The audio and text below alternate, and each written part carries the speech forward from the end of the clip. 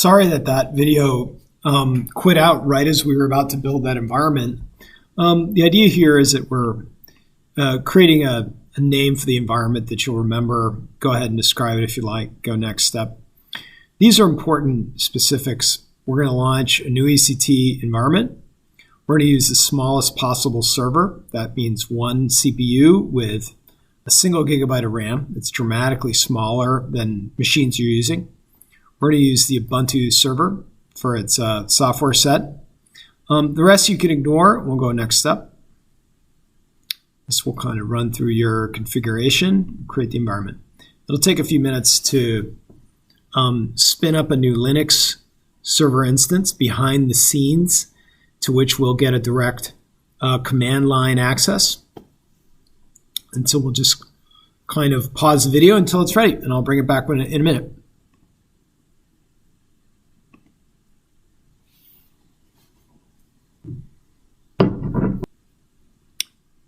Okay, so that's spun up in 2 or 3 minutes, and what you have is a terminal in the environment on the bottom where you have a full-fledged Linux access, Linux command line, and that's because the underlying system is a Linux system. These are its internal IPs.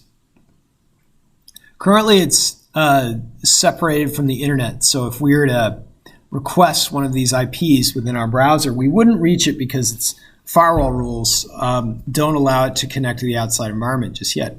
But it'd be easy for us to adjust those rules. For the purpose of this assignment, we're not releasing this service publicly over the internet, but one of these addresses reflects that external access to the outside world. I think it's this one. So just in case you need to rebuild this command line, these are easily collapsed. These can be, minimized. These can be deleted. This is a welcome screen.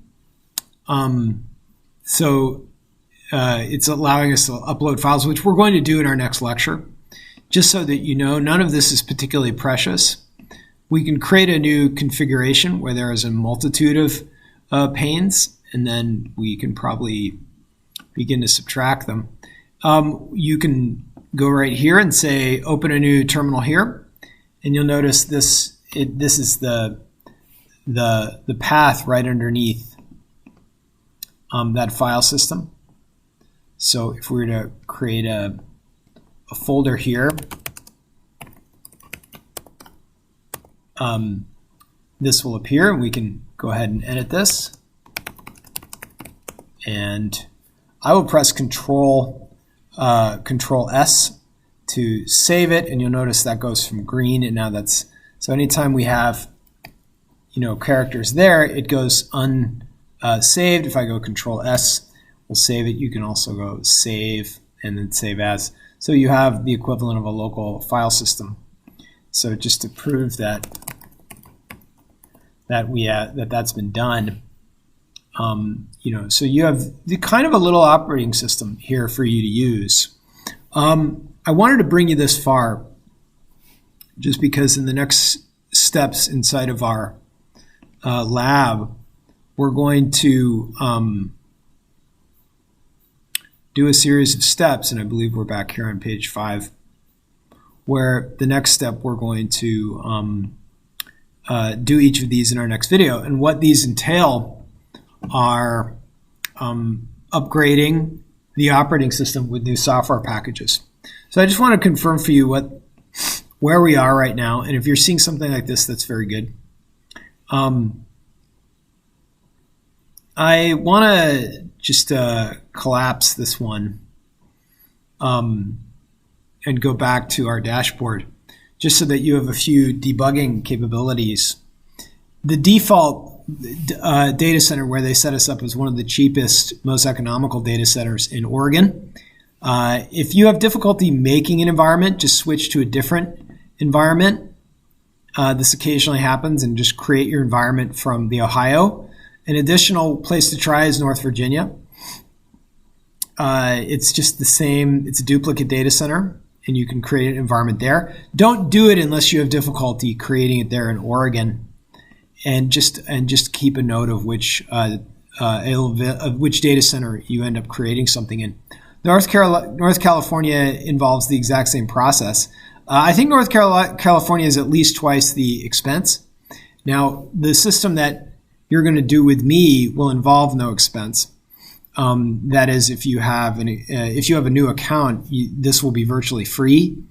And if you do have an existing account, probably the system will run up a couple of dollars of expense at the most. It's not a great deal of expense considering the validity of these skills. But I generally keep my traffic off of North California because it's just the power is twice the cost in California. Land is the most expensive. Every cost of business in California is categorically more expensive. So we do everything we can in the hinterland and the crops and the cornfields or in less expensive areas. And with that, you should be able to easily get yourself a new environment. Let's just read into this. Your environments, that's where you can locate what you've built. And naturally, you need to navigate to the availability zones where you have built something, and you should see the system you built here a moment ago. Thanks a lot, and let me know what I can do for you.